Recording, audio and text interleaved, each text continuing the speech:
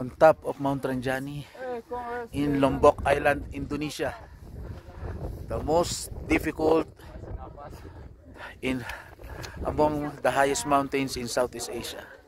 Mahirap sa mga kaibigan ko sa Scrubs on the Road, sa FEU NRMF, sa family ko, sa Trail Science and Expeditions, pinag-organize nito kay Sir Ian, sa mga kasama ko.